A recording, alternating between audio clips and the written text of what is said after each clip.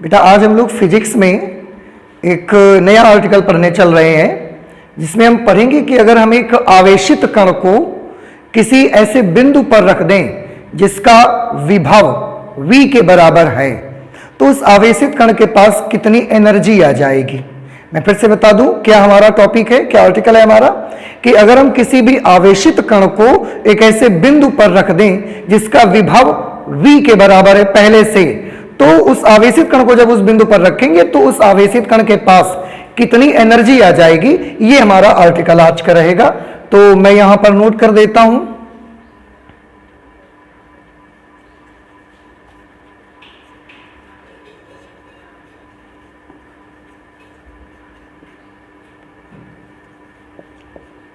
किसी आवेशित कण को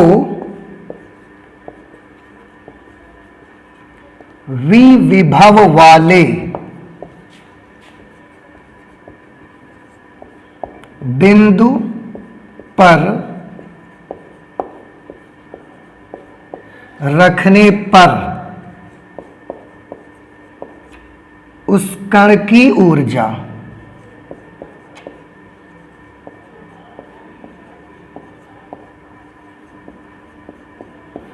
तो ये हमारा आज का आर्टिकल है। Energy of a charge particle, energy of a charged particle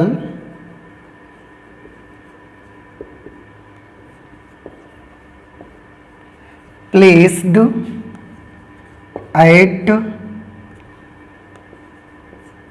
a point of potential V। Okay, मैं ये मान लेता हूं कि किसी भी जगह पर, यहां पर मैंने मान लिया कि बेटा ये एक पॉइंट है, यहां पर इलेक्ट्रिक फील्ड है बहुत सारा, और यहां पर एक पॉइंट है और इस पॉइंट का पोटेंशियल कैपिटल V के बराबर है। अब इस पॉइंट का पोटेंशियल कैपिटल V के बराबर क्यों है? जाहिर सी बात है कि इसके चारों तरफ कहीं ना कहीं कोई ना कोई चार्ज रखा जरूर होगा। अब चारों तरफ में कहीं ना कहीं कोई चार्ज रखा जरूर होगा और उसी इलेक्ट्रिक फील्ड में ये पॉइंट है, तो इस पॉइंट का पोटेंशियल V के बराबर है, क्योंकि बिना चार्ज पार्टिकल के इलेक्ट्रिक फील्ड नहीं होगा और उस इलेक्ट्रिक फील्ड में ही ये पॉइंट तो पोटेंशियल होगा। मैंने मान लिया कि वो जो चार्ज पार्टिकल कहीं ना कहीं होगा वो यहां पर है। ये चार्ज्ड पार्टिकल जिसका चार्ज है +Q, इस चार्ज की वजह से ही इससे कुछ डिस्टेंस पर यहां पर एक पॉइंट है, हमने मान लिया डिस्टेंस R है, और इस पॉइंट का पोटेंशियल है V। Potential at this point, potential at this point, ये कैपिटल V के बराबर है। तो हमारा आज का टास्क है किसी आवेशित कण को V विभव वाले बिंदु पर रखने पर उस कण की ऊर्जा। तो यहां पर इस बिंदु पर विभव V है। अब इस बिंदु पर हम एक टेस्ट चार्ज को ला करके रखेंगे बाहर से और फिर चेक करेंगे कि उसकी एनर्जी कितनी है। मान लिया यहां पर मैं एक टेस्ट चार्ज को लाता हूं Q0, और अब हम चेक करेंगे कि इसके पास कितनी एनर्जी है। उसके लिए मैं एक काम करना चाहता हूं। सबसे पहले मैं ये देखूंगा कि इस आवेश प्लस कैपिटल Q के कारण R दूरी पर जो भी बिंदु है वहां पर विभव का मान कितना होगा, कैपिटल V की वैल्यू कितनी होगी, क्योंकि ये कैपिटल V बेटा इसी चार्ज की वजह से है। तो मैं पहले इसको लिख लेता हूं, +Q आवेश के कारण, +Q आवेश के कारण स्मॉल r दूरी पर विभव हमने कैपिटल V माना हुआ है, इसी की वजह से वहां पर विभव कैपिटल V है।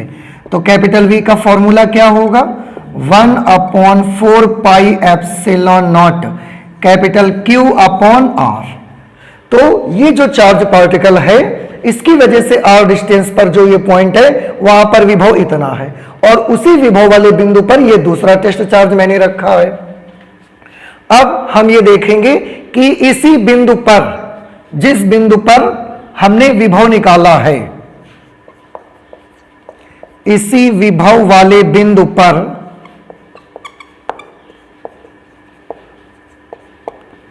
इसी विभव वाले बिंदु पर प्लस क्यू नॉट आवेश को रखने पर,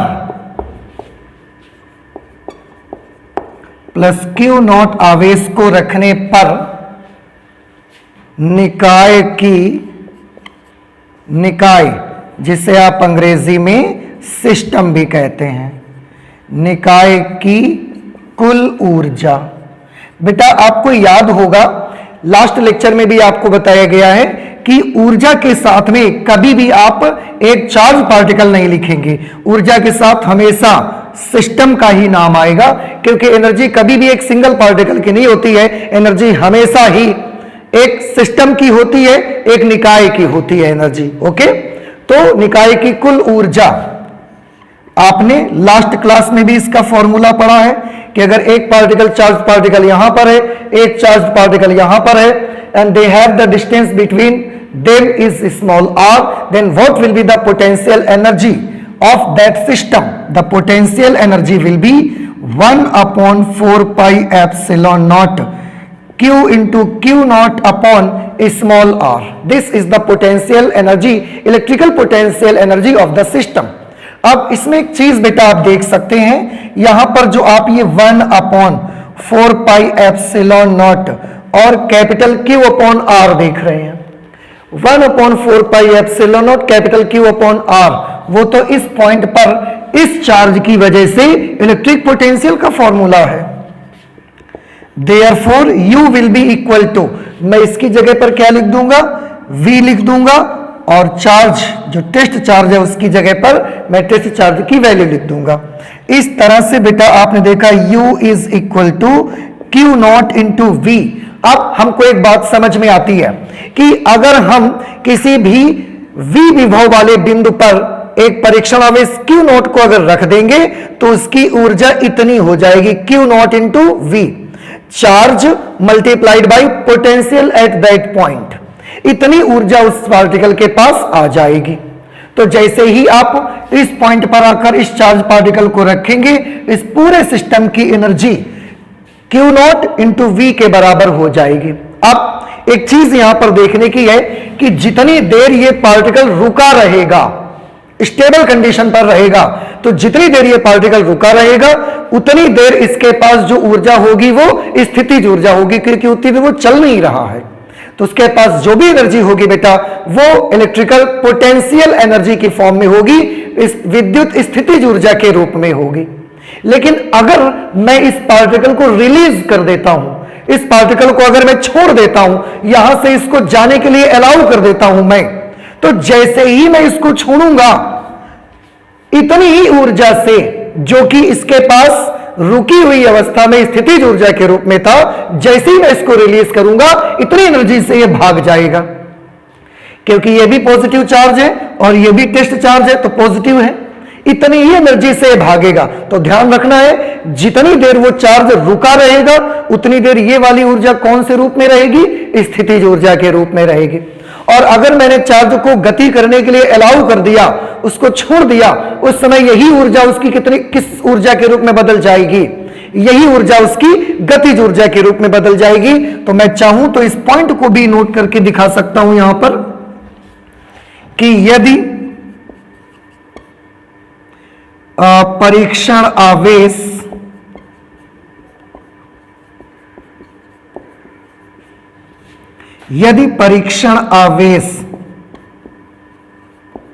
स्थिर है तो Q नॉट इंटू V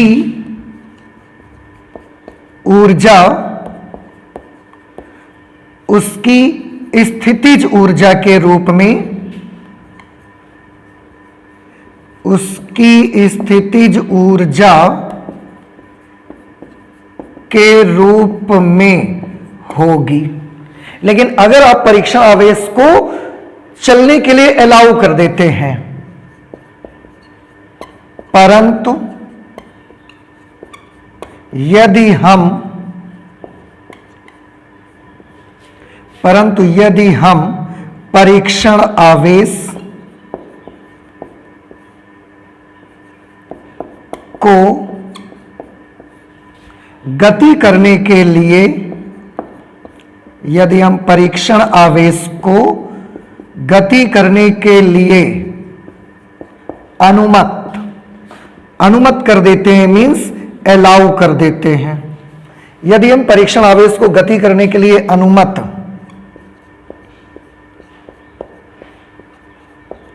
कर देते हैं, तो यही ऊर्जा जो कि यहां पर रखने पर इस पार्टिकल के पास है, कितनी है, Q नॉट इंटू V कर देते हैं, तो यही ऊर्जा उसकी गतिज ऊर्जा के रूप में परिवर्तित हो जाएगी, उसकी गतिज ऊर्जा के रूप में परिवर्तित हो जाएगी।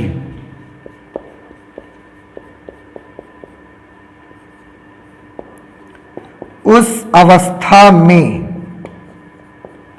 किस अवस्था में, जब हम इस पार्टिकल को यहां से रिलीज कर देंगे, उस अवस्था में परीक्षण आवेश की गतिज ऊर्जा, उस अवस्था में परीक्षण आवेश की गतिज ऊर्जा, तो बेटा उस कंडीशन में जो परीक्षण आवेश होगा उसकी गतिज ऊर्जा होगी Q नॉट इंटू V के बराबर हो जाएगी। अब जब इसको हम रिलीज कर देंगे तो इतनी ही एनर्जी से, जितनी एनर्जी पहले उसके पास स्थितिज ऊर्जा के रूप में थी, अब उतनी ही एनर्जी से वो गति करना स्टार्ट कर देगा, और ये एनर्जी ही डिसाइड करेगी कि उस पार्टिकल का गति करते समय वेग कितना होना चाहिए।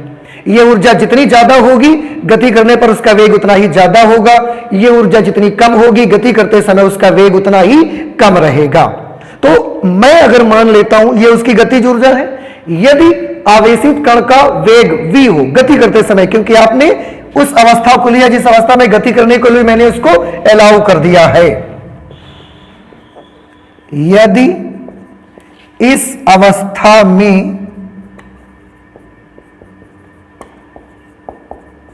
उसका यानी कि परीक्षण आवेश का उसका वेग v हो, तब गतिज ऊर्जा का फॉर्मूला बेटा आप जानते ही हैं, अगर पार्टिकल का मास m है तो what will be the formula of kinetic energy, formula of kinetic energy will be half mv square, half mass into square of velocity will be equal to Q nought into V, और हम चाहें तो यहां से इसकी velocity को हम calculate कर सकते हैं, किस वेलोसिटी से वो भागेगा उसको रिलीज कर देने के बाद यहां से आप निकाल सकते हैं।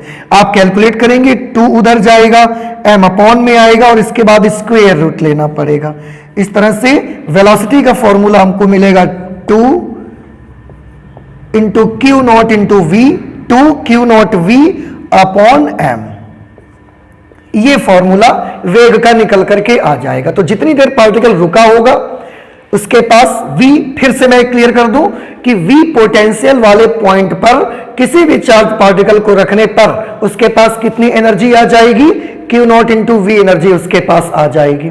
अब जितनी देर वो पार्टिकल रुका रहेगा उतनी देर ये ऊर्जा उसके पास स्थितिज ऊर्जा के रूप में होगी, और यदि आप उस चार्ज पार्टिकल को रिलीज कर देंगे, उसको छोड़ देंगे, if you will allow to move the charge particle, तो वो इतनी ही ऊर्जा से गति करके भाग जाएगा, उड़ जाएगा वहां से, तो उस अवस्था में गतिज ऊर्जा Q नॉट इंटू V के बराबर हो जाएगी। और अगर उसका द्रव्यमान m और उसका वेग v होगा चलते समय, तो गतिज ऊर्जा का फॉर्मूला हाफ mv स्क्वायर होता है, हम जानते हैं वो इसके बराबर होगा। और उस कैलकुलेशन के लिए हम v यहां से कैलकुलेट कर सकते हैं। आपको याद रखना है Q नॉट चार्ज है, m उसका मास है, और कैपिटल V इस पॉइंट का पोटेंशियल है जहां पर हमने उसको रखा हुआ था। मैं बता देता हूं, m is the mass of charged particle, उसका द्रव्यमान है। तो आइंदा से हमेशा के लिए याद रखें कि अगर किसी आवेशित कण को, Q आवेशित कण को V विभवांतर वाली ट्यूब में अगर आप डालते हैं तो इतनी ऊर्जा से वो गति करना स्टार्ट कर देगा। अब मैं इसको हटा देता हूं। हाँ, अब इसमें जब मैं और आगे चलता हूं तो बात ही करता हूं, क्योंकि एनर्जी एक प्रकार का वर्क डन ही होता है और वर्क का निशान होता है, उसका कोई साइन होता है। वर्क पॉजिटिव भी होता है, वर्क नेगेटिव भी होता है। तो एनर्जी का क्या निशान होगा, यहां पर जो एनर्जी होगी उसका साइन कितना होगा, पॉजिटिव होगा, माइनस होगा, ये हमको देखना है कि क्या होना चाहिए। तो बेटा उसके लिए मैं आपको बता दूं कि जो चार्ज पार्टिकल का एनर्जी का जो साइन होगा, इलेक्ट्रिकल पोटेंशियल एनर्जी, विद्युत स्थितिज ऊर्जा का जो साइन होगा, उसका जो निशान होगा, वो डिपेंड करेगा चार्ज पार्टिकल के साइन पर। याद रखिए, जैसे अगर मैं कुछ कंडीशंस आपको दिखाता हूं। कंडीशन फर्स्ट, अगर पहला चार्ज पार्टिकल अगर पॉजिटिव है और दूसरा वाला चार्ज पार्टिकल अगर नेगेटिव है, थोड़ा ध्यान से देखें, चार्ज पार्टिकल नेगेटिव है, डिस्टेंस r है, तो इसकी एनर्जी का फॉर्मूला क्या होगा। मैं ये देख रहा हूं कि ऊर्जा का, स्थितिज ऊर्जा का निशान कैसा होगा, पॉजिटिव या नेगेटिव। तो मैंने आपको बताया कि विद्युत स्थितिज ऊर्जा का जो चिन्ह होता है वो आवेशों के चिन्ह पर डिपेंड करता है। आप चाहें तो मैं उसको यहां पर आपको लिख देता हूं कि विद्युत स्थितिज ऊर्जा का निशान, विद्युत स्थितिज ऊर्जा जिसको आपने U से पढ़ा है, का चिन्ह यानी कि साइन आवेशों के निशान पर निर्भर करता है।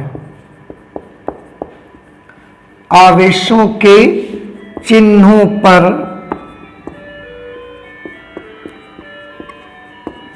निर्भर करता है। कैसे आवेशों के चिन्हों पर निर्भर करता है, आप थोड़ा गौर से देखिए। जैसे एक चार्ज पॉजिटिव है और दूसरा चार्ज नेगेटिव है, तो उसका ऊर्जा का फॉर्मूला क्या होगा। ऊर्जा का फॉर्मूला सभी लोग अब जानते हैं, 4 पाई epsilon nought Q1 into Q2 upon R होता है। अब एक पॉजिटिव एक नेगेटिव है, तो Q1 into Q2 upon R। अब ये पॉजिटिव है और ये नेगेटिव है, तो गुणा करने पर निशान कैसा आ जाएगा, तो इसको जब मल्टीप्लाई करेंगे तो इसका चिन्ह आ जाएगा नेगेटिव। ओके, ध्यान रखिएगा बेटा। यहां next condition number 2, condition second देखते हैं। अगर पहला टेस्ट चार्ज पॉजिटिव है और दूसरा वाला चार्ज भी पॉजिटिव है और दोनों के बीच का डिस्टेंस स्मॉल r है, तो उस सिचुएशन पे उनकी एनर्जी का साइन कैसा होगा, थोड़ा ध्यान से सभी बच्चे देखें। इस सिचुएशन पे उनकी एनर्जी का sign, formula 1/4 pi epsilon nought Q1 into Q2 upon R। ये फॉर्मूला तो आप सभी जानते हैं। तो Q1 into Q2 upon R। अब निशान देखना है, तो बेटा ये भी पॉजिटिव है, ये भी पॉजिटिव है, दोनों पॉजिटिव है, मल्टीप्लाई करने पर कैसा साइन आ जाएगा, पॉजिटिव साइन ही इसका आ जाएगा। ओके, अच्छा, थर्ड कंडीशन देखिए, कंडीशन 3। अगर इनमें से पहला वाला दोनों ही चार्ज अगर निगेटिव हो जाएंगे तो उस सिचुएशन पे क्या होगा, and the distance between them is small r, then what will be the electric potential energy? Electrical potential energy will be 1/4 pi epsilon naught q into q upon r। अब हमारा main target है sign को देखना कि चिन्ह इसका कैसा आएगा। तो इसका भी चिन्ह नेगेटिव है, इसका भी साइन नेगेटिव है, तो जब दोनों को मल्टीप्लाई करेंगे माइनस इंटू माइनस, वो कैसा हो जाएगा, प्लस हो जाएगा। एक कंडीशन ये भी आ गई आपकी।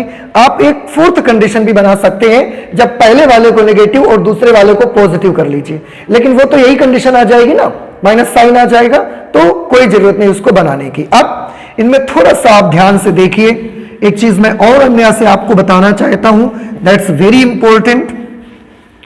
अब आप एक चीज तो जान ही गए हैं कि निशान एनर्जी का कैसे सेट करेंगे। वो निशान उनके आवेशों के निशान पर निर्भर करेगा। कैसे निर्भर करेगा? इस तरह से डिपेंड करेगा। आप दोनों को निशान सहित रखिए, जो साइन आएगा वही एनर्जी का साइन होगा। अब इस वाले केस में आप देखें जरा, इस वाले केस में देखें दोनों चार्जेस के बीच लगने वाला फोर्स कैसा है। ये पॉजिटिव और ये नेगेटिव, तो फोर्स अट्रैक्शन का है या रिपल्सन का है? तो एक पॉजिटिव और एक नेगेटिव है, so it's clear that the force between the two will be attraction.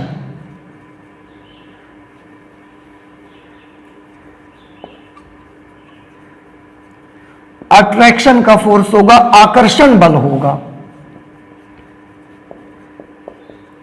आकर्षण बल है। और एनर्जी का साइन कैसा है? आप एनर्जी मत देखिए, एनर्जी का साइन देखिए। साइन ऑफ एनर्जी, मैं इसको ऐसे लिख देता हूं, sign of energy of the system. देखिए जब फोर्स अट्रैक्शन का है तो एनर्जी का साइन कैसा है? नेगेटिव। ओके, अब इस वाली कंडीशन पे आकर के देखिए जरा, इस वाली कंडीशन पर बताइए दोनों चार्ज पार्टिकल्स के बीच का फोर्स कैसा? एक पॉजिटिव दूसरा पॉजिटिव, तो फोर्स कैसा? सेम चार्ज, फोर्स रिपल्सन का, प्रतिकर्षण का बल है दोनों के बीच में। And at that situation what will be the sign of energy of the system? Energy का साइन कैसा होगा? तो एनर्जी का जो साइन होगा आप देख रहे हैं कैसा है बेटा? पॉजिटिव। एनर्जी का साइन पॉजिटिव। यहां पर भी देखिए एक नेगेटिव दूसरा भी नेगेटिव। ओके, तो अगर दोनों नेगेटिव हैं तो इनके बीच में फोर्स कैसा लगेगा? इनके बीच में भी फोर्स रिपल्सन का है, because they are same charges. इनके बीच का जो फोर्स है वो रिपल्सन का फोर्स है। और एनर्जी का साइन कैसा है? साइन ऑफ एनर्जी आप खुद देख रहे हैं, एनर्जी का साइन पॉजिटिव है। तो और हाँ, जो चौथी कंडीशन अगर आप लेंगे, एक तरफ माइनस और इधर की तरफ प्लस लेंगे, तो वो तो यही कंडीशन आ जाएगी ना, फोर्स अट्रैक्शन का होगा, एनर्जी का साइन नेगेटिव होगा उसका भी। अब जब हमने इतना डाटा देखा तो एक जानकारी मुझे और भी मिल रही है कि अगर आवेशों के बीच अगर लगने वाला बल आकर्षण का है, आकर्षण, रिपल्सन मींस प्रतिकर्षण, तो अगर आवेशित कणों के बीच लगने वाला बल आकर्षण है तो उस निकाय की जो विद्युत स्थितिज ऊर्जा होगी वो नेगेटिव होगी। और अगर आवेशित कणों के बीच लगने वाला बल प्रतिकर्षण का है, देखो यहां भी प्रतिकर्षण था यहां भी प्रतिकर्षण था, लेकिन दोनों जगह एनर्जी का साइन कैसा रहेगा? पॉजिटिव रहेगा। So please remember one more thing कि अगर दो आवेशित कणों के बीच लगने वाला बल आकर्षण है तो उनके उस निकाय की विद्युत स्थितिज ऊर्जा ऋणात्मक होगी। और अगर दो आवेशित कणों के बीच लगने वाला बल प्रतिकर्षण है तो उस निकाय की विद्युत स्थितिज ऊर्जा धनात्मक होगी। मैं इस पॉइंट को भी आपके लिए यहां पर लिख देता हूं, आप इसको भी जरूर याद रखिएगा। ये नोटिसिएबल पॉइंट है। तो पहला पॉइंट क्या हुआ कि यदि दो आवेशित कणों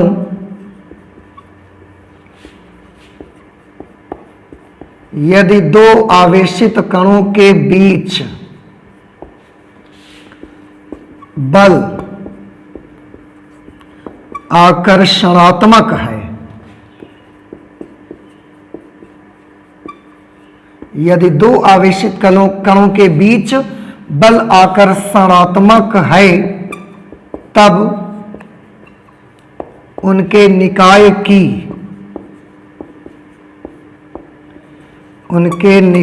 की विद्युत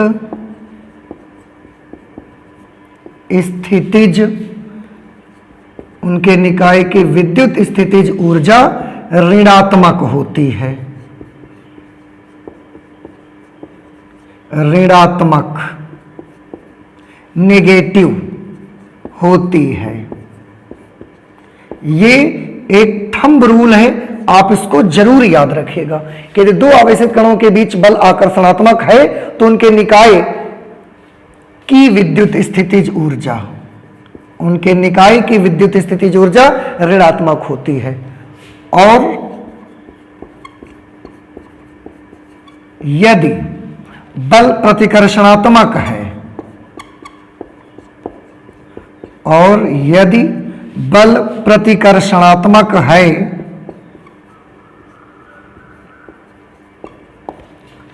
तब उनके निकाय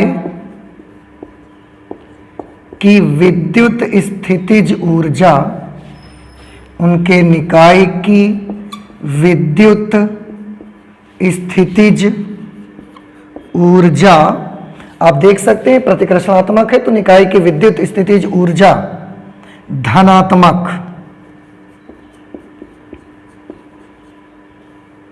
धनात्मक मीन्स पॉजिटिव होती है।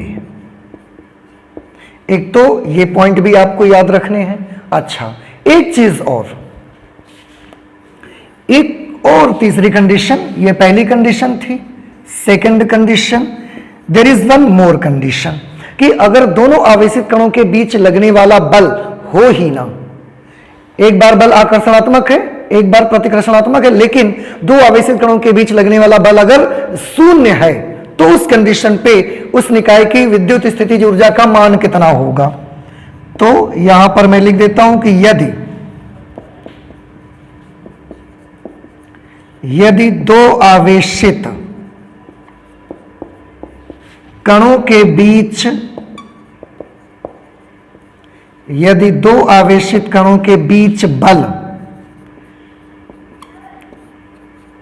शून्य है, मतलब ना आकर्षण है ना प्रतिकर्षण, बल ही जीरो है, फोर्स अप्लाई ही नहीं हो रहा है, कि दो आवेशित कणों के बीच लगने वाला बल शून्य है, तो आप बताइए उस समय उस निकाय की विद्युत स्थितिज ऊर्जा का क्या होगा। तो मैं बता देता हूं आपको कि आप सबसे पहले आपको यह सोचना है कि दो आवेशित कणों के बीच लगने वाला बल शून्य कब होता है। कूलॉम लॉ से आप देखिए, कूलॉम लॉ में आपने पढ़ा था F is equal to 1/4 pi epsilon nought Q1 Q2 upon R square. दो आवेशित कणों के बीच लगने वाला फोर्स शून्य कब हो सकता है, थोड़ा ध्यान से देखें। इसके बारे में पहले भी हम जिक्र कर चुके हैं कि जब R इंफिनिटी होगा, शून्य है, ऐसा कब होगा, जब R इंफिनिटी होगा। R इंफिनिटी मीन्स दोनों आवेशित कण एक दूसरे से अनंत दूरी पर हैं। दो आवेशित कणों के बीच लगने वाला बल शून्य है, ऐसा तभी हो सकता है, ऐसा तभी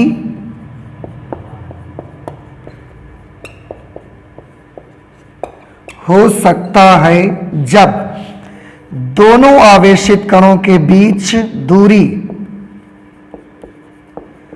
ऐसा तभी हो सकता है जब दोनों आवेशित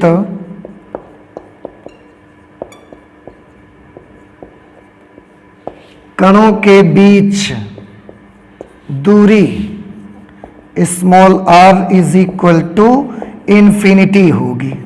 तो आप याद रखें बेटा, दो आवेशित कणों के बीच लगने वाला बल शून्य है, ऐसा तभी हो सकता है जब इसके बीच का जो डिस्टेंस r होगा वो इंफिनिटी होगा। आप इंफिनिटी लिखेंगे, इंफिनिटी स्क्वायर इंफिनिटी, इंफिनिटी से डिवाइड करेंगे, f विल बिकम 0। तो जब दोनों के बीच की दूरी इंफिनिटी होगी तब बल कैसा होगा, शून्य। एनर्जी का क्या होगा, उस स्थिति में विद्युत स्थितिज ऊर्जा, उस स्थिति में निकाय की विद्युत स्थितिज ऊर्जा, उस स्थिति में निकाय की विद्युत स्थितिज ऊर्जा U का मान कैसा होगा। आप थोड़ा सा देखें, R इंफिनिटी है, कोई भी फॉर्मूला आप चाहिए, ये या ये, देखो सारे फॉर्मूले इलेक्ट्रिकल पोटेंशियल एनर्जी के हैं। आप किसी भी फॉर्मूले में R की जगह इंफिनिटी रख के देखिए, R की जगह जब इंफिनिटी लिखेंगे फिर इंफिनिटी से इस पे डिवाइड करेंगे तो वैल्यू कितनी आ जाएगी, 0। It means potential, electrical potential energy will B also 0। तो आप सभी स्टूडेंट्स को यह याद रखना है कि अगर दो आवेशित कणों के बीच लगने वाला बल आकर्षण है तो उस निकाय की विद्युत स्थितिज ऊर्जा ऋणात्मक होगी, और यदि बल प्रतिकर्षणात्मक है तो उस निकाय की विद्युत स्थितिज ऊर्जा धनात्मक होगी। और अगर दो आवेशित कणों के बीच बल लग ही ना रहा हो, लगने वाला बल शून्य हो, ऐसा तभी हो सकता है जब दोनों एक दूसरे से इन्फिनिटी डिस्टेंस पर हो, और उस स्थिति में उस निकाय की विद्युत स्थितिज ऊर्जा भी कैसी होगी? शून्य होगी, जीरो होगी। कोई इलेक्ट्रिकल पोटेंशियल एनर्जी नहीं होगी। अब यहां पर थोड़ा सा मैं एक चीज आपको समझाना चाहता हूं बेटा, आप ध्यान से समझ सकते हैं इसको। यहां पर जब एक पॉजिटिव चार्ज है और एक नेगेटिव चार्ज है तो इनके बीच एनर्जी कैसी है, थोड़ा ध्यान से सभी स्टूडेंट समझेंगे। एक पॉजिटिव चार्ज है और एक नेगेटिव चार्ज है, इन दोनों के बीच अभी एनर्जी कैसी है? तो जब एक पॉजिटिव और एक नेगेटिव तो एनर्जी कैसी है? नेगेटिव। क्लियर? अच्छा, अगर एनर्जी नेगेटिव है और मैं इसकी एनर्जी को जीरो बनाना चाहता हूं तो कैसे बना सकता हूं मैं इसकी एनर्जी को? बाई चांस इसकी एनर्जी को जीरो बनाने के लिए मुझे क्या करना पड़ेगा? जीरो बनाने के लिए एनर्जी को क्या करना पड़ेगा? उन दोनों को मुझे एक दूसरे से अनंत दूरी पर ले जाना पड़ेगा। समझ आया? तो एक चार्ज पॉजिटिव है, एक चार्ज नेगेटिव है, इनके पास अभी नेगेटिव एनर्जी है। हमने मान लिया कि इनके पास नेगेटिव 100 एनर्जी है। अब मैं क्या करता हूं, क्योंकि ये पॉजिटिव ये नेगेटिव को आकर्षित करता है तो ये खींच रहा है इसकी तरफ, मैं इसको इन्फिनिटी डिस्टेंस पर ले जाना चाहता हूं, मैं दूर करना चाहता हूं। तो थोड़ा ध्यान से देखिए, जब मैं दूर करना चाहूंगा तो मैं फोर्स ऐसे लगाऊंगा, क्योंकि आकर्षित कर रहे हैं तो ये खींच रहा है, लेकिन मैं बल को ऐसे लगाऊंगा, बल भी ऐसे लगाऊंगा, अब मैं डिस्प्लेसमेंट भी इधर की तरफ करूंगा और ऐसा करके ये मैं इसको दूर ले जाऊंगा। अब आप मुझे बताइए, मैंने जब चार्ज पार्टिकल पर बल लगा के डिस्प्लेसमेंट किया तो वर्क मुझे सिस्टम पर करना पड़ा या सिस्टम ने मेरे पर किया? तो मैंने फोर्स भी इधर लगाया और डिस्प्लेसमेंट भी इधर किया। मेरे द्वारा लगाया गया बल और विस्थापन दोनों एक ही दिशा में है, तो मेरे द्वारा किया गया कार्य भी कैसा होगा? पॉजिटिव। तो दोनों के बीच एनर्जी कैसी थी? -100। मैंने इस पे वर्क कर दिया +100, पॉजिटिव वर्क किया ना हमने, +100 वर्क कर दिया। कितनी एनर्जी हो गई टोटल? 0, क्योंकि +100 पहले थी, -100 वर्क मैंने कर दिया। नो सॉरी, -100 एनर्जी पहले थी, +100 वर्क हमने करके इसको इन्फिनिटी पर भेज दिया। अब ये दोनों कहां पर हैं? इन्फिनिटी पर। और एनर्जी कितनी है? तो -100 थी, +100 हमने करके दे दी इसको एनर्जी, तो इसकी एनर्जी 0 हो गई। क्लियर हो गया? सीक्वेंस पूरा आ गया बिल्कुल। अच्छा, अब अगर दोनों पॉजिटिव चार्जेस हैं तो इनके बीच एनर्जी कैसी है? दोनों अगर पॉजिटिव चार्जेस हैं तो इनके बीच एनर्जी है पॉजिटिव। क्लियर? पॉजिटिव 100 एनर्जी है, बाई चांस मैंने मान लिया।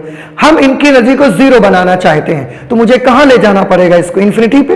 अब क्योंकि दोनों पॉजिटिव हैं, अगर मैं इसको छोड़ दूंगा तो ये अपने आप से बड़ी जोर से भाग जाएगा, लेकिन मैं भागने नहीं दूंगा, क्योंकि अगर वो भागेगा तो उसकी गति में त्वरण आ जाएगा। मैं एक्सीलरेशन क्रिएट होने नहीं देना चाहता हूं, तो मैं क्या करूंगा उसको कि क्योंकि वो भागना चाहता है तो अगर चार्ज इधर है तो मुझे हाथ इधर से लगाना पड़ेगा, उस पे इधर से मुझे हाथ लगाना पड़ेगा, लेकिन धीरे धीरे मैं उसको उधर की तरफ ले जाऊंगा।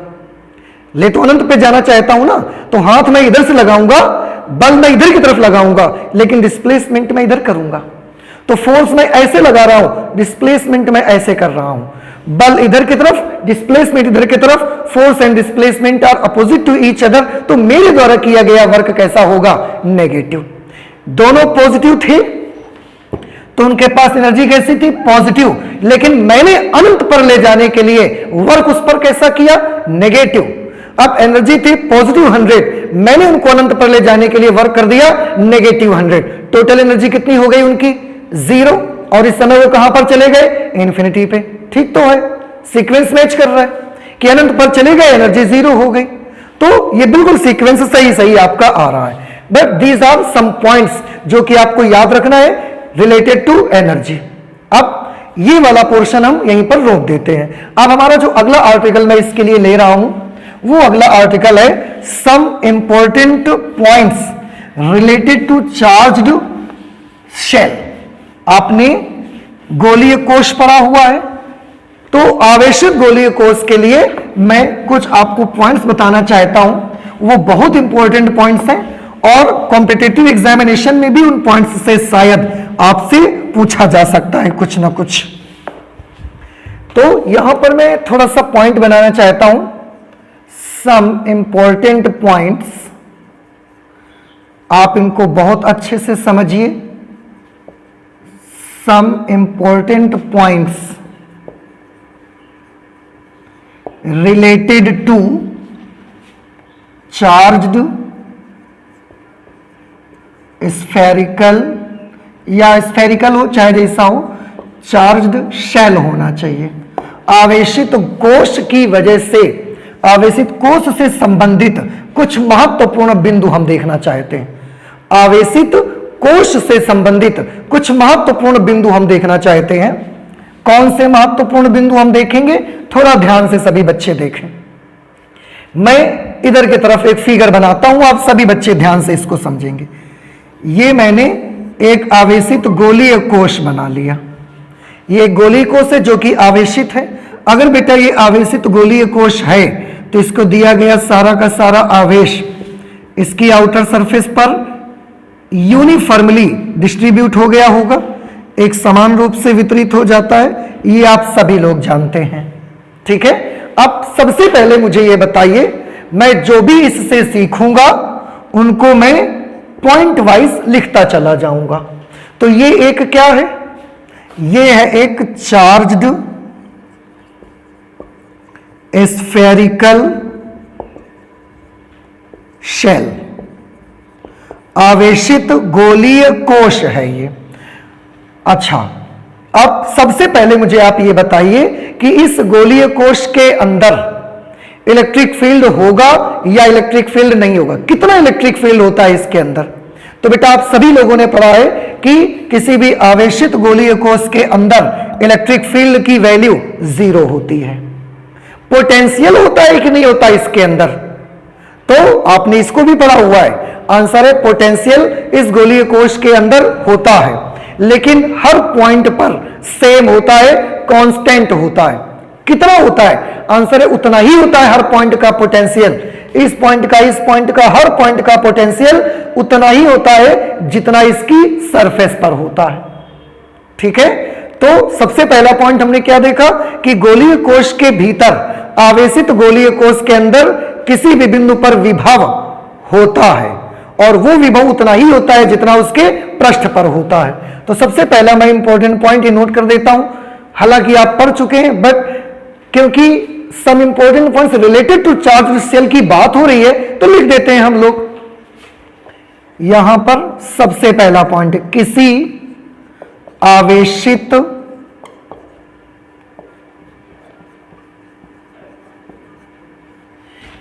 आवेशित गोलीय कोश के भीतर प्रत्येक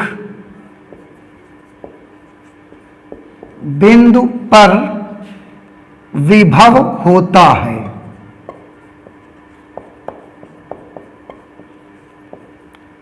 अच्छा, कितना होता है ये विभव, तो अगर हम इस विभव को कैपिटल V मान लें, potential due to this shell, याद रखिएगा इस सेल की वजह से जो पोटेंशियल अंदर रहेगा वो मैं पोटेंशियल V माने ले रहा हूं, कैपिटल V। अच्छा, पोटेंशियल कितना होता है आप सभी जानते हैं, 1/4 pi epsilon not Q upon capital R।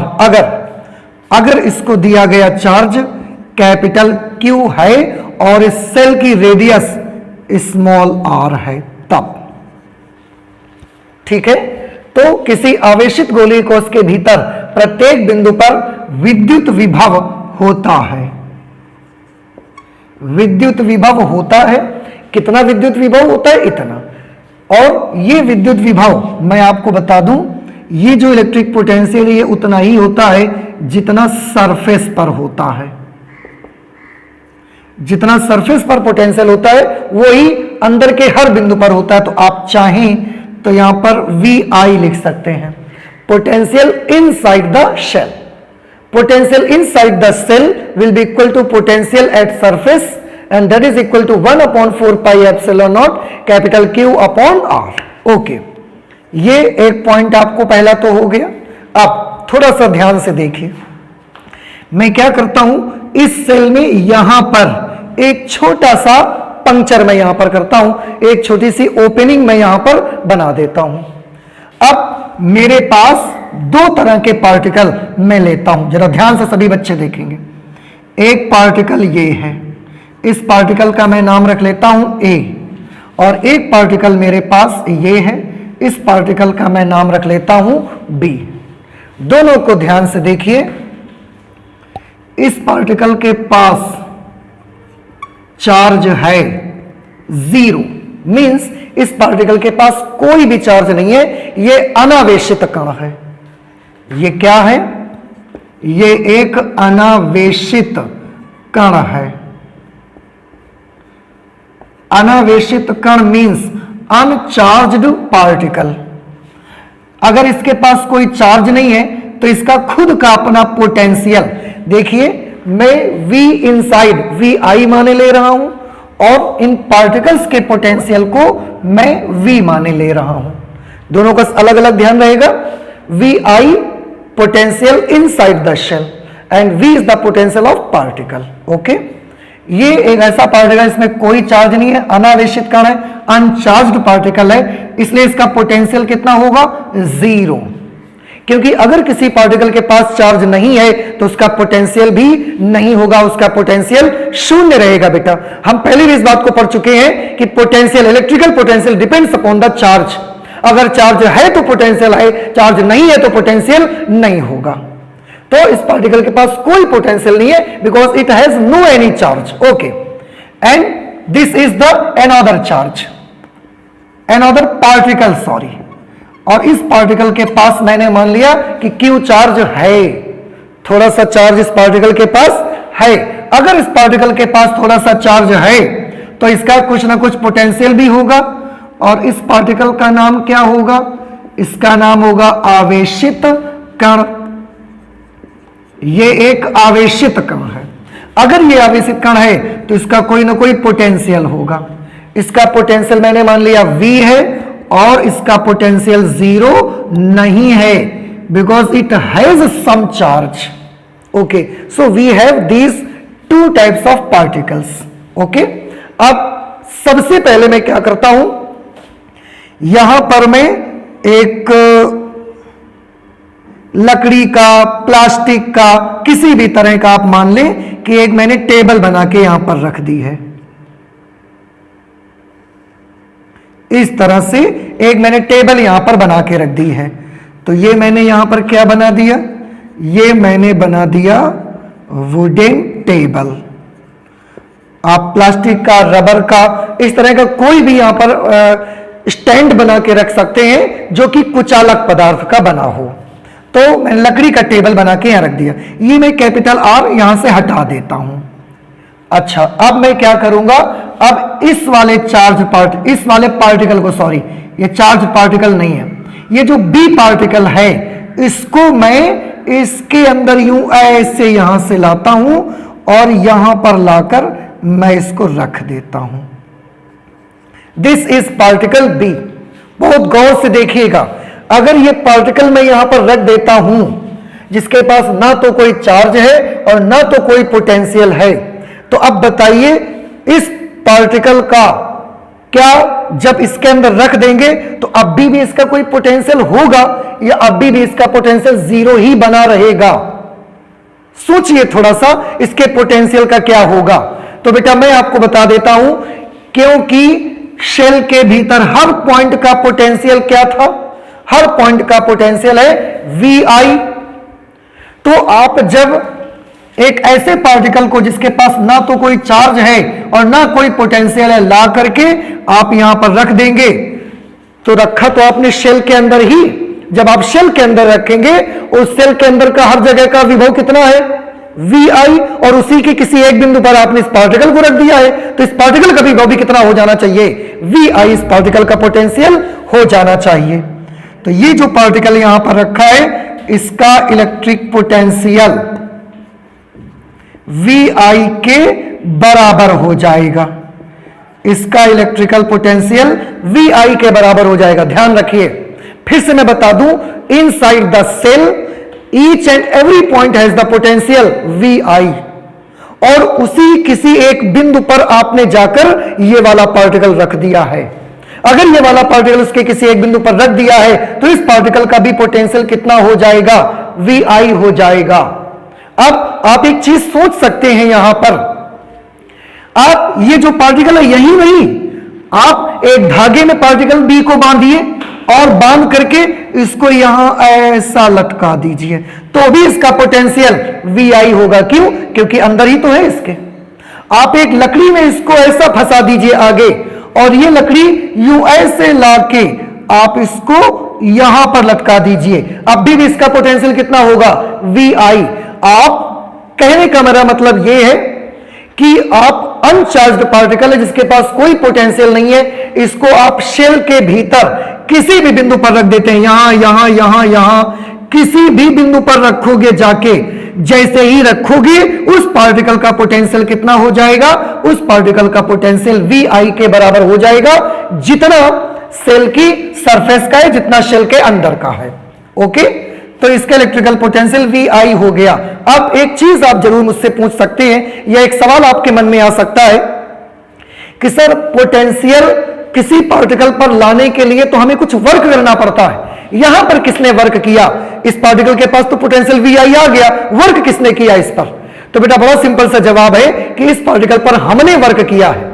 हां, हमने वर्क किया है। देखिए मैं आपको बताता हूं, अगर इस पार्टिकल को ले जाकर यहां आप ऐसा छोड़ देंगे, अगर पार्टिकल को ले जाकर यहां छोड़ देंगे तो यह पार्टिकल अंदर नहीं जाएगा, ये पार्टिकल अंदर नहीं जाएगा, ये सारे के सारे प्लस मिलके इसको फेंक देंगे, ये सारे के सारे प्लस मिलकर इसको उड़ा देंगे, ये पार्टिकल ऐसे अंदर नहीं जाएगा। तो मुझे क्या करना पड़ता है? मैं इसको लेता हूं और यहां से ले जाकर मुझे फोर्स लगाना पड़ता है, डिस्प्लेसमेंट करना पड़ता है, और तब जाके मैं यहां रखता हूं। इट मींस मुझे वर्क करना पड़ रहा है, और अगर मुझे वर्क करना पड़ रहा है तो वही वर्क मेरा, वही एनर्जी इसके पास पोटेंशियल की फॉर्म में आ जाती है। और कितना वर्क करना पड़ता है मुझे? VI के बराबर वर्क करना पड़ता है इंफिनिटी से लाने में, तो इसीलिए इसका पोटेंशियल कितना हो जाता है? VI। अच्छा, ये तो बात हो गई एक अनचार्ज्ड पार्टिकल की, मैंने नाम भी रख दिया है particle number B, particle B। अब तो हां, अब इस पॉइंट को हम नोट कर लेते हैं जरा। ये दूसरा पॉइंट हमारा बन गया। क्या बना पॉइंट? कि यदि किसी अनावेशित कण को इस गोलीय कोश के अंदर, जिसके अंदर प्रत्येक बिंदु का विभव VI है, जाकर किसी भी बिंदु पर रख देंगे तो उस कण का नेट विभव कितना हो जाएगा? VI। नोट कर देते हैं, यदि किसी अनावेशित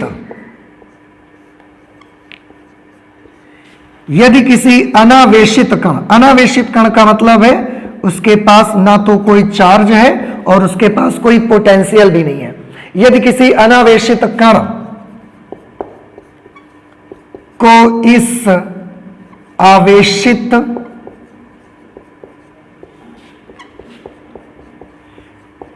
आवेशित गोलीय कोश के अंदर, इस आवेशित गोलीय कोश के अंदर किसी भी बिंदु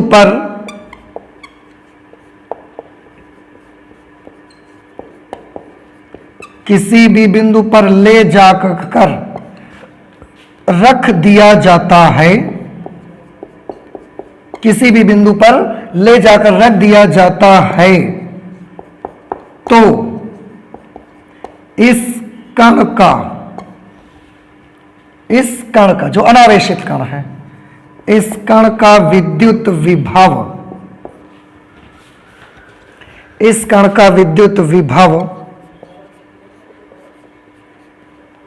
VI हो जाता है। इस कण का जो इलेक्ट्रिक पोटेंशियल है, इलेक्ट्रिकल पोटेंशियल, वो VI हो जाता है। और क्यों हो जाता है?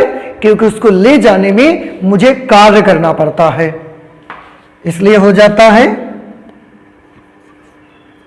हमें कार्य करना पड़ता है,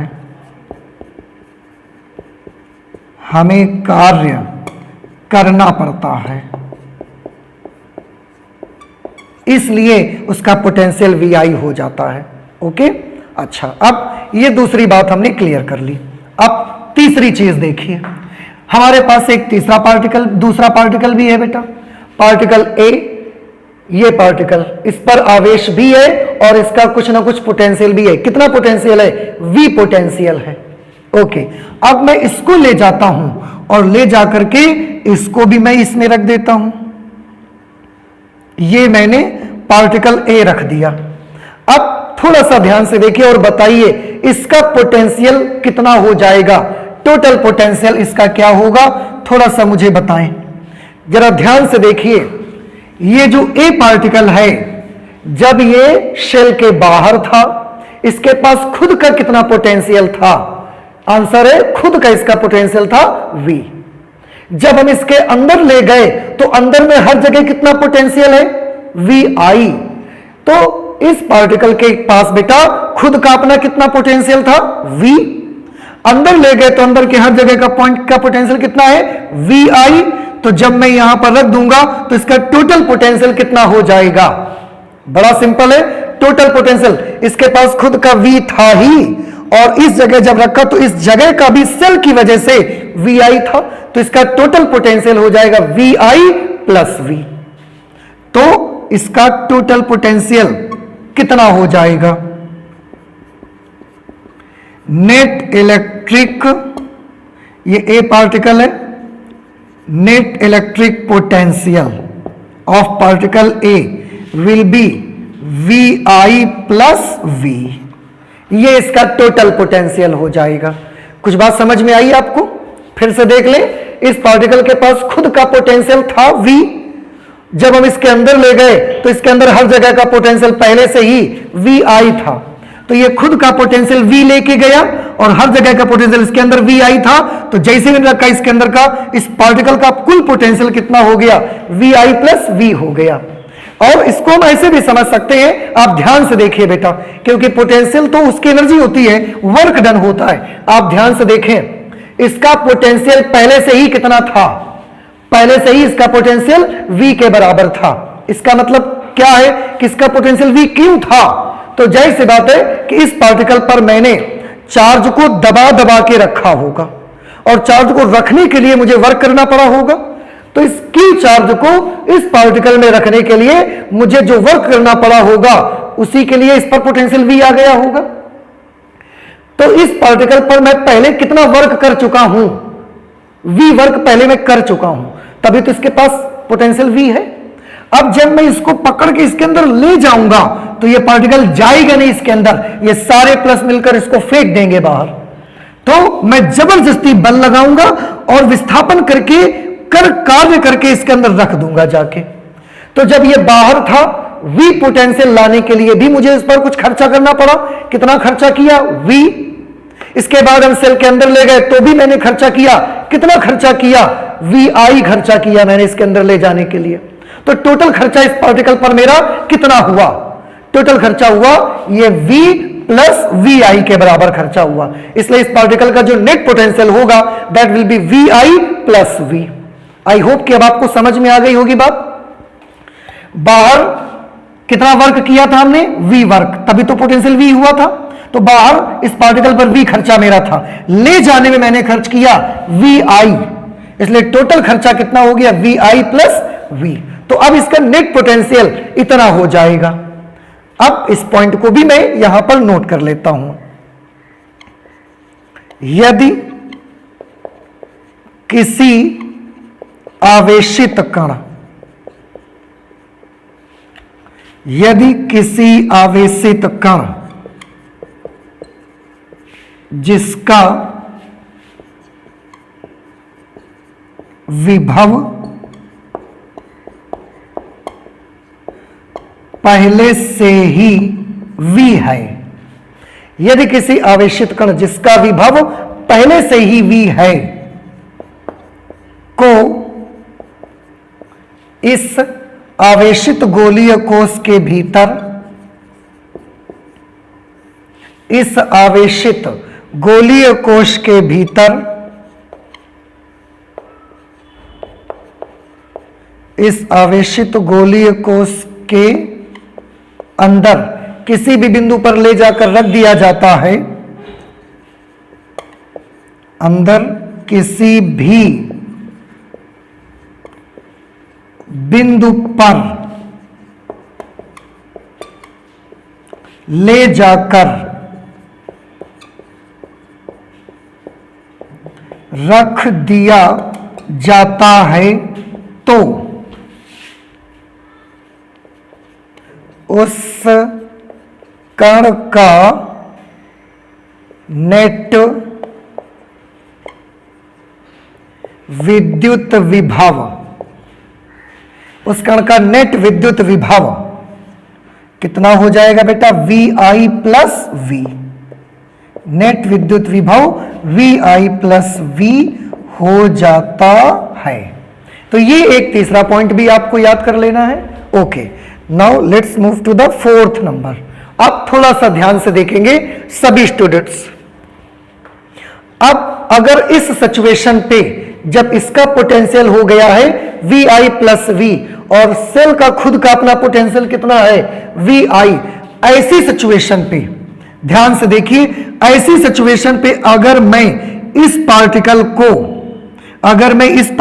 को कहीं पर जोड़ देता हूं शेल से अंदर, ये ऐसा मैंने यहां पर आके इसको कनेक्ट कर दिया। थोड़ा ध्यान से सभी बच्चे देखेंगे, इसका पोटेंशियल है VI प्लस V और शेल का पोटेंशियल है VI। अगर मैं इसको ऐसा जोड़ देता हूं तो जैसे ही जोड़ेंगे, जब हम दो चार्ज वाली चीजों को, दो आवेशित चीजों को एक दूसरे से कनेक्ट कर देते हैं धातु के चालक द्वारा, तो उसमें आवेश का फ्लो स्टार्ट हो जाएगा, आवेश का प्रवाह शुरू हो जाएगा। अब आवेश का प्रवाह किधर से किधर की तरफ होगा? किधर से किधर की तरफ होगा? चार्ज पार्टिकल से शेल की तरफ होगा, या शेल वाला जो चार्ज है ये चार्ज इधर जाना स्टार्ट हो जाएगा? सोचिए, थोड़ा सा ध्यान से देखिए। शेल के पास चार्ज है plus Q, by chance shell के पास चार्ज है 1000 माइक्रोकूलम, इस गोलीय कोश के पास चार्ज है 1000 माइक्रोकूलम, और इस आवेशित कण के पास चार्ज है केवल 10 माइक्रोकूलम। तो जैसे ही आप इस पार्टिकल को शेल के ऐसे जोड़ देंगे सेल से, अब आप मुझे बताइए जो चार्ज का मूवमेंट होगा, चार्ज का जो फ्लो होगा, वो इस चार्ज पार्टिकल से शेल की तरफ होगा या शेल से चार्ज पार्टिकल की तरफ होगा? सोचिए, ध्यान से देखिए। इसके पास केवल 10 माइक्रोकूलम है और शेल के पास टोटल चार्ज है 1000 माइक्रोकूलम। तो शेल से चार्ज पार्टिकल में आएगा या पार्टिकल से चार्ज शेल में जाना स्टार्ट हो जाएगा? सोचिए और बताइए, छोटे चार्ज से बड़े चार्ज में जाएगा चार्ज, या बड़े वाले से छोटे में जाना स्टार्ट हो जाएगा? शायद आपका जवाब होगा कि बड़े से छोटे में जाना स्टार्ट हो जाएगा, लेकिन ऐसा नहीं होगा। ध्यान रखिएगा बेटा, चार्ज का मोशन के लिए आपका यूनिवर्सल लॉ क्या था? चार्ज किधर से किधर की तरफ चलता है? चार्ज चलता है higher potential to lower potential. तो चार्ज चार्ज को देख के नहीं चलता, आवेश आवेश को देख के गति नहीं करता, आवेश विभव को देख के गति करता है। यह बात हमेशा याद रखिए कि आवेश ये देखेगा नहीं कि इसके पास ज्यादा चार्ज है, इसके पास कम है, तो सेल से इसमें आना शुरू हो जाएगा। नहीं, चार्ज का मोशन विभव को देख के होगा। तो इसलिए कभी भी कंफ्यूजन में मत आइए कि इसके पास 1000 माइक्रोकूलम है, इसके पास केवल 10 माइक्रोकूलम है, तो बड़े चार्ज से छोटे चार्ज में जाना स्टार्ट हो जाएगा। नहीं, चार्ज पोटेंशियल को देख के गति करता है और चार्ज हाई पोटेंशियल से लो पोटेंशियल चलता है। अब सोचिए, इस पार्टिकल का पोटेंशियल हाई है कि शेल का पोटेंशियल हाई है? पार्टिकल का पोटेंशियल है VI प्लस V, पार्टिकल का पोटेंशियल है VI प्लस V, और शेल का पोटेंशियल कितना है? सेल का पोटेंशियल है VI। सोचिए कौन छोटा है कौन बड़ा है? आंसर, इस पार्टिकल का जो पोटेंशियल है वो बड़ा है और शेल का पोटेंशियल छोटा है। तो चार्ज किधर से किधर जाएगा? आंसर है चार्ज पार्टिकल A से शेल की तरफ जाएगा। याद रखिए, इसमें जरा सा भी कंफ्यूजन आपसे नहीं होना चाहिए। हम यहां पर लिख देंगे यदि आवेशित कण एक को कोश से जोड़ दिया जाता है, कोश से जोड़ दिया जाता है, तो आवेश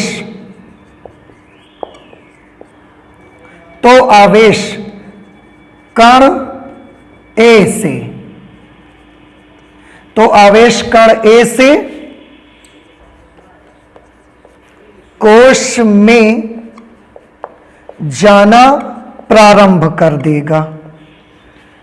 कण ए से कोश में जाना प्रारंभ कर देगा। बेटा ये बात आपको बहुत अच्छे से याद रखनी है। और क्यों ऐसा हुआ? आपने देखा कि charge higher potential to lower potential चलता है। इस पार्टिकल का potential VI plus V, but shell का पोटेंशियल केवल VI है, तो सेल का पोटेंशियल लोअर पोटेंशियल है, पार्टिकल का पोटेंशियल हायर पोटेंशियल है, तो यहां से चार्ज सेल में जाना स्टार्ट हो जाएगा। और अगर आपको कोई कंफ्यूजन आ रहा है कि इसके पास तो 1000 माइक्रोकूलम चार्ज था, इसके पास 10 माइक्रोकूलम चार्ज है, तो इससे इसमें जाना चाहिए, नहीं, ऐसा नहीं होता। ऐसा तो आपकी दुनिया में भी नहीं होता। कैसे आपकी दुनिया में नहीं होता? आप भी सोचिए थोड़ा सा। आप एक एग्जांपल मैं आपको बताता हूं, जरा ध्यान से देखिएगा। आपके पास ग्राउंड फ्लोर है और आपके पास सेकंड फ्लोर, थर्ड फ्लोर भी है। आपकी थर्ड फ्लोर पर एक टैंक रखा है और आपकी ग्राउंड फ्लोर पर भी एक टैंक रखा है। ग्राउंड फ्लोर में जो टैंक आपके रखा है उसमें 1000 लीटर पानी है, 1000 लीटर पानी है। लेकिन जो आपकी tank, water tank third floor पे रखा है, उसके पास केवल 10 लीटर पानी है। अब दोनों को एक पाइप से आप जोड़ दिया है आपने। पाइप से जोड़ने के बाद उसका टैप खोल दीजिए, नल खोल दीजिए। अब आप मुझे बताइए, पानी ग्राउंड फ्लोर में रखी टैंक के पास 10,000 लीटर है और थर्ड फ्लोर में रखी टैंक के पास 10 लीटर पानी है। पानी किधर से किधर फ्लो होगा, आप खुद मुझे बताइए। क्या ग्राउंड फ्लोर के 1000 लीटर से पानी थर्ड फ्लोर के 10 लीटर पे जाएगा? कभी नहीं जाएगा, ये आप सब जानते हैं। तो पानी का भी जो फ्लो होता है, वो पानी का फ्लो पानी देख के कभी नहीं होता। पानी का भी जो फ्लो होता है, वाटर का जो फ्लो होता है, वो लेवल देख के होता है। तो जिस तरीके से वाटर का फ्लो लेवल देख के होता है, high level to lower level, similarly charge का flow higher potential to lower potential होता है। इसी तरह से हमेशा याद रखिए, हीट का भी जो फ्लो क्लास 11th में आपने पढ़ा है, हीट का भी फ्लो कभी हीट देख के नहीं होता।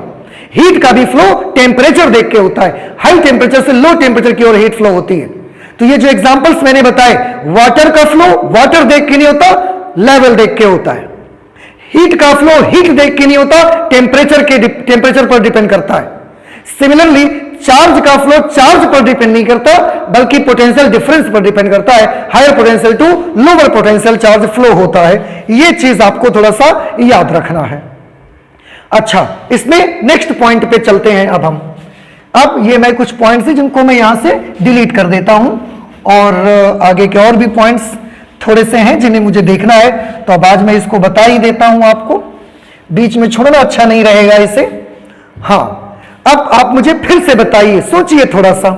ये जो चार्ज पार्टिकल को आपने शेल में जोड़ा हुआ है, शेल में जोड़ा हुआ है, तो आप चार्ज पार्टिकल जो कि शेल के अंदर है, सोचो फुटबॉल के अंदर ये चार्ज पार्टिकल रखा है, तो जब आप एक तार के द्वारा कनेक्ट करेंगे शेल से, तो सेल की इंटरनल सरफेस पर कनेक्ट कर पाएंगे या बाहर कनेक्ट कर देंगे आकर के? आप थोड़ा सा सोचिए कि अगर आपके पास एक फुटबॉल है, उसके अंदर कोई भी पार्टिकल रखकर जो आप तार से जोड़ेंगे, तो अंदर वाली सतह पर ही तो जोड़ पाएंगे आप।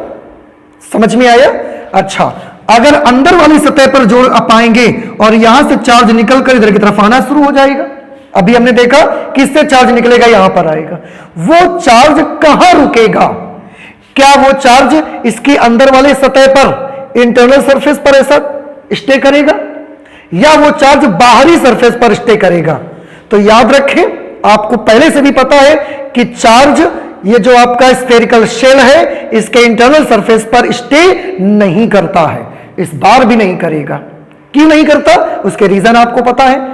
रिपल्शन की वजह से चार्ज भागते हैं, और ये मेटल सरफेस होने की वजह से उनको अपने अंदर से चलने के लिए अलाउ कर देती है। तो जैसे ही चार्ज इंटरनल सरफेस पर ऐसा आया, यहां पर पहुंचा, प्रतिकर्षण की वजह से चार्ज भागना चाहता है दूर, और ये धातु की बनी हुई है, ये चार्ज को अपने अंदर से चलने के लिए क्या कर देती है, अलाउ कर देती है, और चार्ज इसके अंदर से चल के यूं ऐसा बाहर आ जाता है और यहां रुक जाता। इससे बाहर क्यों नहीं जाता, क्योंकि इससे बाहर अब एयर है और एयर विद्युत की कुछ अलग है, चार्ज एयर में नहीं चल सकता, तो इसके बाहर अब नहीं जाता।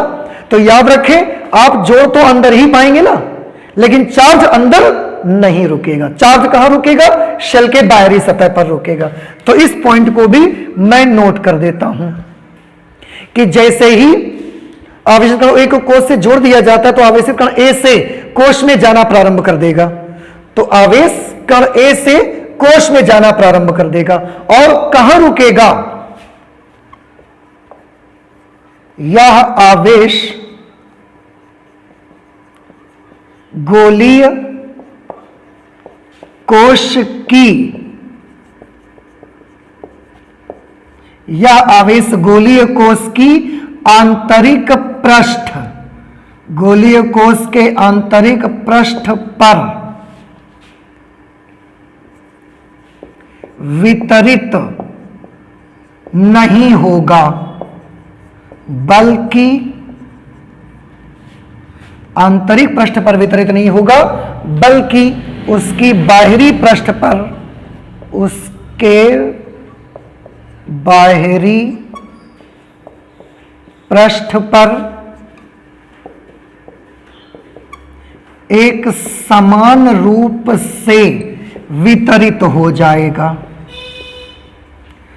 उसके रीजन क्या है, सब लोग जानते हैं, मैं पहले के लेक्चर्स में ही आपको क्लियर कर चुका हूं कि वो अंदर नहीं रुकेगा, जबकि कनेक्शन आप अंदर ही देंगे, कनेक्शन अंदर ही देंगे, लेकिन तुरंत वो चार्ज आ जाया करेगा बाहर की तरफ। अब एक चीज और, थोड़ी सी एक चीज मैं और बता दूं, जब आपने चार्ज पार्टिकल को यहां से लाके यहां रखा था और जोड़ा नहीं था, उस समय की सोचिए, चार्ज पार्टिकल को यहां से लाके ऐसा रखा, आपने जोड़ा नहीं, उसको कहीं भी नहीं कनेक्शन किया। अभी तो मैंने कनेक्शन कर दिया है, पहले की बात करिए, कनेक्शन नहीं किया, उस समय इसका चार्ज इसके पास रहेगा, क्यों, चार्ज था ना इसके पास, तो इसका चार्ज इसके पास रहेगा या चार्ज कहीं चला जाएगा। तो आंसर है, अगर कनेक्शन नहीं किया है तब चार्ज इसका कहीं नहीं जाएगा। क्यों नहीं जाएगा चार्ज, आप सोचिए थोड़ा सा, हमने कनेक्शन नहीं किया, उस समय की मैं बात कर रहा हूं, इसका चार्ज कहीं नहीं जाएगा, वो पूरा का पूरा चार्ज क्यों, इसके पास ही रुकेगा। क्यों, क्योंकि हमने इसको जाने के लिए रास्ता ही नहीं दिया। इसको जहां पर हमने रखा वहां लकड़ी का स्टूल लगा हुआ था, और लकड़ी के स्टूल में तो चार्ज चल नहीं सकता, और जब लाए भी थे तो हम कैसे लाए थे, इसको लाए भी थे तो हवा में चला के लाए थे, और हवा में चार्ज जा नहीं सकता, तो लाए थे तो हवा में लाए थे, हवा में चार्ज चलेगा नहीं, और उसके बाद लाने के बाद जब मैंने रख भी दिया तो मैंने लकड़ी के स्टूल पे रखा, उसके बाद भी चार्ज को जाने का मैंने रास्ता नहीं दिया उसको, इसलिए उसका चार्ज वहीं रहेगा। अब कनेक्शन कर दी हमने तो इसके अंदर से, जब कनेक्शन कर देंगे तो चार्ज आना शुरू हो गया, बाहर फैलना शुरू हो गया। क्या ए का पूरा चार्ज, इसके पास जितना भी चार्ज था पूरा का पूरा चार्ज इस पे आ जाएगा, या इसके पास कोई चार्ज बचेगा? सोचिए थोड़ा सा और मुझे बताइए कि क्या इसके पास पूरा का पूरा चार्ज आ जाएगा या कोई चार्ज इसके पास बचेगा? तो ये बड़ा सिंपल है बेटा, जैसे ही आप इसको इससे जोड़ देंगे, आपको समझ में आया, जैसे ही आप इसको इससे जोड़ देंगे तो होगा ये कि ये पार्टिकल और ये शेल दोनों को हमने एक कंडक्टर से जोड़ दिया, तो ये शेल और पार्टिकल पूरा एक पिंड बन गया है। जब पार्टिकल और शेल जुड़ गए तो पूरा एक पिंड बन गया, और एक पिंड में चार्ज कहां रहता है अगर चालक पदार्थ का बना है? तो बताइए मुझे, चार्ज तो हमेशा उसकी बाहरी सतह पर रहता है, तो अंदर में चार्ज नहीं रहेगा। याद रखिए, पार्टिकल ए से चार्ज निकलेगा, इस पर आएगा और पूरा का पूरा चार्ज सरफेस पर आकर के फैल जाएगा, एक भी चार्ज वहां पर नहीं बचेगा। तो मैं इस पे लिख देता हूं, इस प्रकार कण ए का संपूर्ण आवेश, इस प्रकार कण ए का संपूर्ण आवेश गोलीय कोश की बाहरी सतह पर वितरित हो जाएगा, कि बाहरी सतह पर आ जाएगा। यानी कि एक भी चार्ज अब उस पार्टिकल के पास नहीं बचेगा। क्यों नहीं बचेगा? मैंने रीजन बताया, जोड़ते ही दोनों एक पिंड बन गए और एक पिंड पर चार्ज हमेशा बाहर की सतह पर रहता है। अब नेक्स्ट चीज आप देखिए, नेक्स्ट पॉइंट, जब पार्टिकल से चार्ज निकलकर इस सेल पर आना स्टार्ट हो गया, उस समय शेल के चार्ज में क्या हो रहा है? क्या सेल का चार्ज बढ़ रहा है, शेल का चार्ज घट रहा है, या कोई परिवर्तन नहीं हो रहा है? थोड़ा सा सोच करके मुझे बताइए कि जब पार्टिकल से चार्ज शेल पर आने लगा, इस पार्टिकल से चार्ज शेल पर आने लगा, तो शेल के चार्ज में क्या हो रही है? वृद्धि हो रही है, नहीं हो रही है? तो आंसर है, अगर चार्ज यहां से आ रहा है, तो अगर इसके पास पहले 1000 चार्ज था, इसके पास 10 था, और यहां से चार्ज एक एक करके आ रहा है, तो इसका चार्ज तो बढ़ने लगा होगा ना। एक आया तो 1001 हो गया होगा, 2 आ गए 1002 हो गया होगा। शेल के चार्ज में क्या होगी? वृद्धि हो रही है। और अगर चार्ज में वृद्धि हो रही है तो पोटेंशियल का क्या होगा? सेल का विभव जो कि पहले केवल VI था, अब शेल का पोटेंशियल का क्या होगा? तो आंसर है, शेल का पोटेंशियल भी बढ़ेगा, क्योंकि चार्ज बढ़ रहा है तो पोटेंशियल भी बढ़ेगा। तो मैं यहां पर इसको भी नोट कर देता हूं। अब जैसे जैसे कण A से आवेश, जैसे जैसे कण A से आवेश गोलीय कोश में आता जाएगा,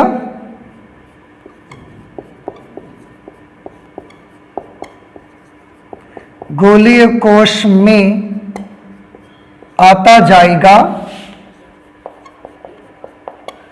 वैसे वैसे गोलीय कोश में आवेश की मात्रा, गोलीय कोश में आवेश की मात्रा तथा गोलीय कोश का विभव, गोलीय कोश में आवेश की मात्रा तथा गोलीय कोश का विभव दोनों बढ़ते जाएंगे। गोलीय कोश का विभव दोनों बढ़ते जाएंगे, बढ़ते जाएंगे। यह भी आपको याद रखना है कि जैसे जैसे चार्ज वहां से यहां आता जाएगा तो गोलीय कोश का आवेश भी बढ़ता रहेगा और गोलीय कोश का विभव भी बढ़ते चला जाएगा। इसका पोटेंशियल भी बढ़ता रहेगा जैसे जैसे चार्ज यहां से आता रहेगा। तो ये है बेटा कुछ वो इंपॉर्टेंट पॉइंट्स जो कि एक स्फेरिकल शेल से रिलेटेड हैं, और आपको ये पॉइंट्स बहुत याद रखने हैं। कॉम्पिटिटिव एग्जामिनेशन में इससे रिलेटेड कोई भी कंडीशन आपको दी जा सकती है और आपसे उससे संबंधित कोई ना कोई प्रश्न पूछा जा सकता है कि अगर ये कंडीशन और ये कंडीशन है तो इस सवाल का जवाब बताइए। उस समय आपको ये सारे पॉइंट्स याद आने चाहिए, आपको जरा सा भी भूलना नहीं है। तो ये हमारा some important points related to this spherical conducting charge shell की वजह से था, आपको जरूर याद रखना है। और आज हम अपनी फिजिक्स को यही रखते हैं, आगे और भी पढ़ाई करेंगे, नेक्स्ट लेक्चर पे पढ़ाई करेंगे। Thank you.